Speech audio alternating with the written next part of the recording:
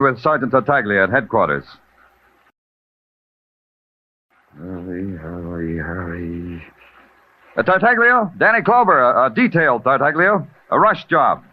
Fast enough maybe to save a girl's life. Now get this. A DeSoto sedan, 1947. Motor number 137596. Registered in the name of Jane Darnell. Find it, Tartaglia. Find it fast. Now all there was to wait. Wait while the life of a girl ticked away. A nameless girl in a nameless place. And the girl without the name watched as you waited, her face veiled in the gauze of terror, and her eyes piercing the veil with hatred because all you could do was wait. There were two that will be free, the note said. And 3 is a number that can add up to death. And a motor has a number that can add up to... And then suddenly the waiting was over. They'd traced the number. Traced it to a littered, junk-strewn yard presided over by a frightened little man wearing a beret. I do not know why. Suddenly I am a matter for the police. I have done everything as it was told me to. Oh, well, don't worry about it, Mr. Stern. David Stern. Yeah. They tell me here in America that there's dignity in dealing with junk, so I deal in it. But with the police, dignity becomes sour. It'll sweeten up, Mr. Stern. Give us a chance. Oh, I did not mean that. I mean, what I mean is not insult, only an analysis, a philosophical diagnosis. It's too deep for me, Mr. Stern. Some other time. Where's the car? You mean the one that the policeman in the uniform checked its number on its internal anatomy? I mean the one... Yeah, that's the one I mean. Internal anatomy? It's right here to your left. You see? That heap of junk? The police are interested perhaps in buying some used parts. The hubcaps are still nice and the carburetor... When was this brought in, Mr. Stern? Oh, just about a year ago. I remember because, you see, I remember the personality of machines. Now, this one is the victim of complete nervous shock. It looks like it was in a wreck, a bad wreck. Exactly. That's what brought on this psychosis. But in good hands, with good treatment, this could recover, maybe. Yeah. Well, thanks, Mr. Stern. Thanks. Maybe I ought to start going to night school. You said something?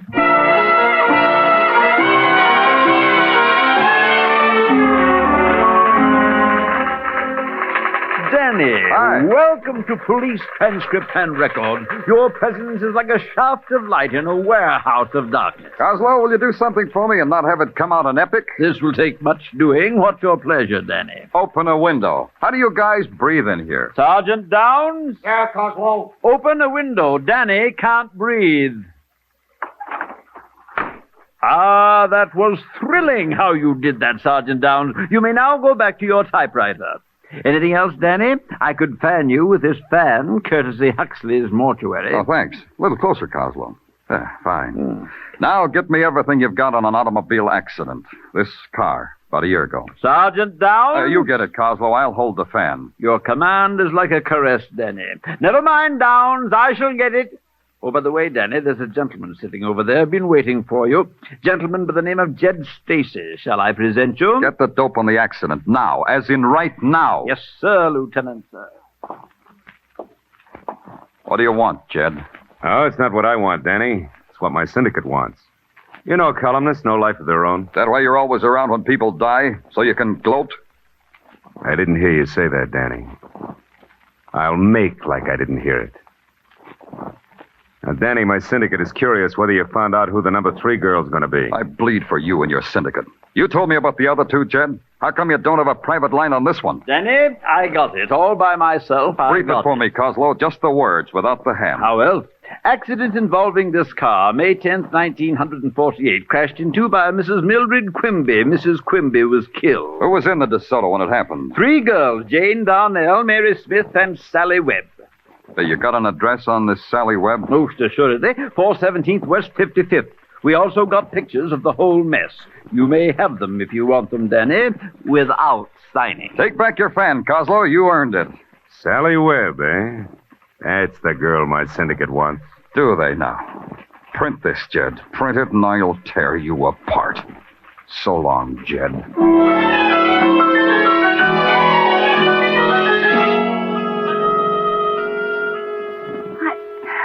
believe you, Mr. Clover. I don't believe you. Why should anyone want to murder me? We're dealing with a madman, Miss Webb. A madman who makes his own reasons. But me? Why me? I never hurt anyone or anything in my life. Maybe Jane Darnell and Mary Smith were like that, but they were killed. I hardly knew them. I just rode with them to work. We had nothing in common outside of that. You had this in common, Miss Webb. You were in an accident in which a woman was killed. So she was killed. Can she rise from the dead to murder me for that? Someone who loved her very much might want to kill you because he holds all of you responsible for her death. Well, then why don't you catch him, put him in a cage, rip him into shreds, and, well, do something. Something. Miss Webb, that picture on your bureau. Who is it? My boyfriend. Why? How long have you known him? Oh, a few months. You expecting someone? No. Let him in. Let them in, Sally. Hi, Sally. I found this envelope addressed to you in your mailbox. I brought it up. Is it all right? Give it to me, little girl. Huh? Oh, give it to him, Mary, and you better go now. All right, Sally. Sorry I haven't time to be polite, Sally. Mind if I see what's in the envelope? Thanks. Here, read it, Sally. And the third is Sally Webb. At 8 o'clock tonight, it's Sally Webb. Spin, Sally, spin till 8 o'clock. Then it's done. The same cheap paper, the same type, the same pattern. Now do you believe it, Sally? Oh, yes. Yes, help me, Mr. Clover. Please help me. If you'll help me. How? Just tell me how. Sally, I want you to spend the rest of the day as you would spend any other day. One of our men will be with you all the time. You'll never see him. You're not to look for him. But I want you back here before 8 o'clock, understand? Before 8 o'clock. Oh, I'm frightened, Mr. Clover. I'm frightened. It's the only way, Sally. You wanted him in a cage? That's where you'll be, just like you said. In a cage. So the trap was set. Sally Webb, the bait. New York Police Department, the hunter. The hunted? Somebody in that jungle city. Somebody crouching now in a dark corner until another time of killing. The man I had tail Sally Webb called in every half hour. From a dress shop, a fruit store, from a laundromat. Places like that. Then about 7 o'clock, the trap began to shape itself. A police cordon thrown around the block on West 55th Street where Sally lived. And a few minutes before 8, I was standing in a doorway next to the address. And the trap was ready to be sprung.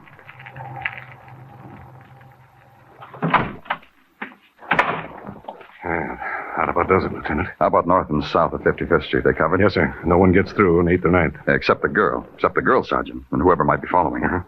How about our boy, the one you assigned to Taylor? He's got orders to drop out at the corner of 9th and 55th. Now get this, Sergeant. Yeah? I want your men in uniform to stay out of sight. Plain clothes as inconspicuous as possible. No noise. Yes, sir.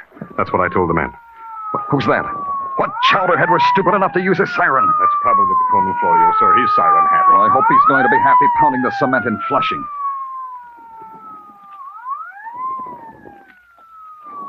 Hey, Lieutenant. That girl who just came out of the subway entrance. That's her. Sally Webb. What time is it? Just about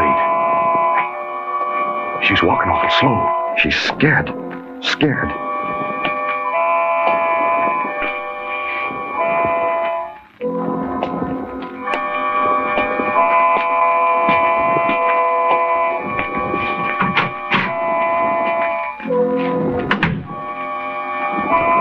She's inside. See? The lights just went on. Let's go, Sergeant.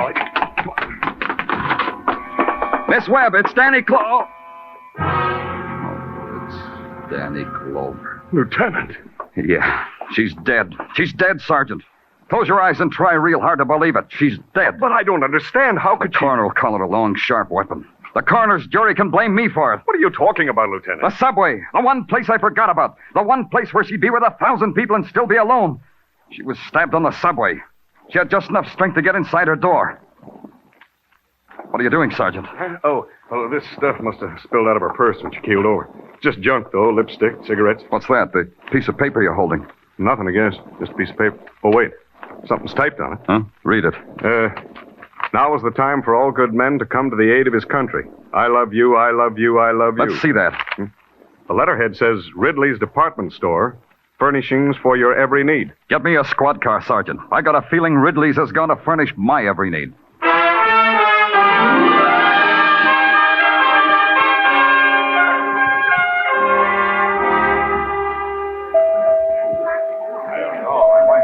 Interested in a typewriter, mister? Oh, I didn't know you worked here, Mac. Mac Taylor, isn't it? The indignant boarder who lived across the hall from Jane Donnell? Yes, this is my place of business, the typewriter department. Yeah.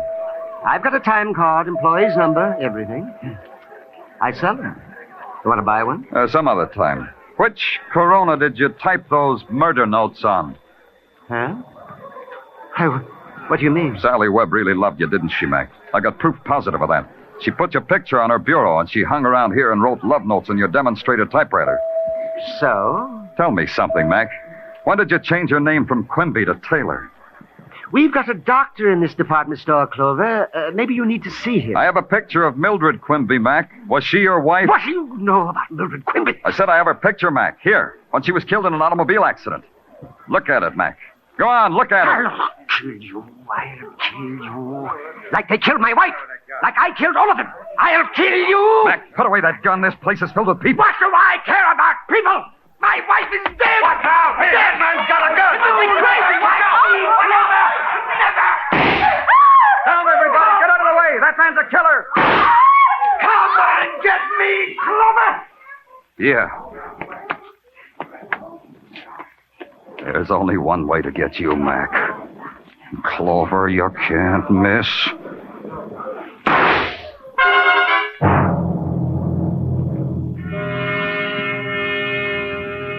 A madman lying in the blood of his death isn't much different from any man who dies in violence.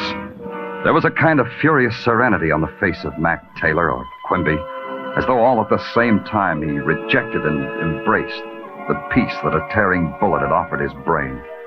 They took him away. Then someone swirled a mop over the blood-stained tile of the floor. And that was the requiem for a madman. Broadway is a street of sounds. The hissing sound of the neon, the sweet sound of a girl's laugh, the harsh, rasping sound of the life deep inside the earth, and the other sound, the sigh, the painful sigh no one hears. It's Broadway, the gaudiest, the most violent, the lonesomest mile in the world. Broadway, my beat.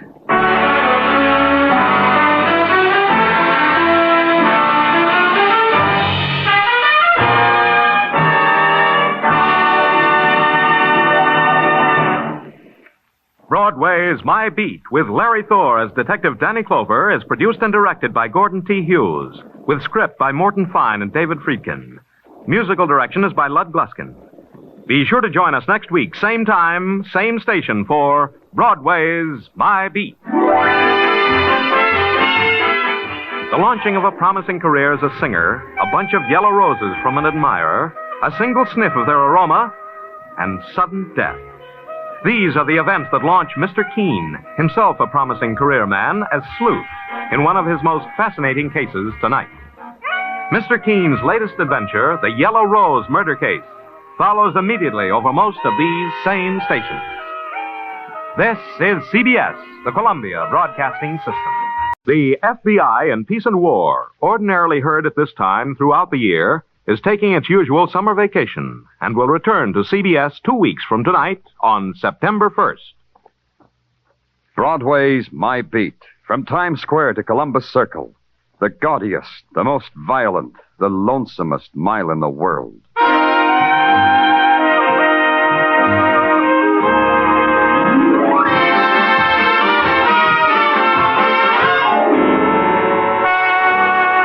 Broadway's My Beat, with Larry Thor as Detective Danny Clover.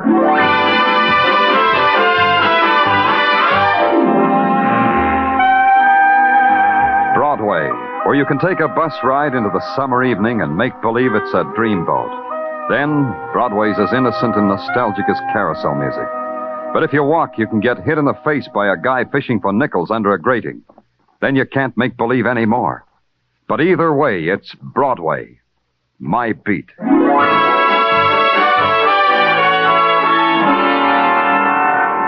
Danny! Danny, come in here!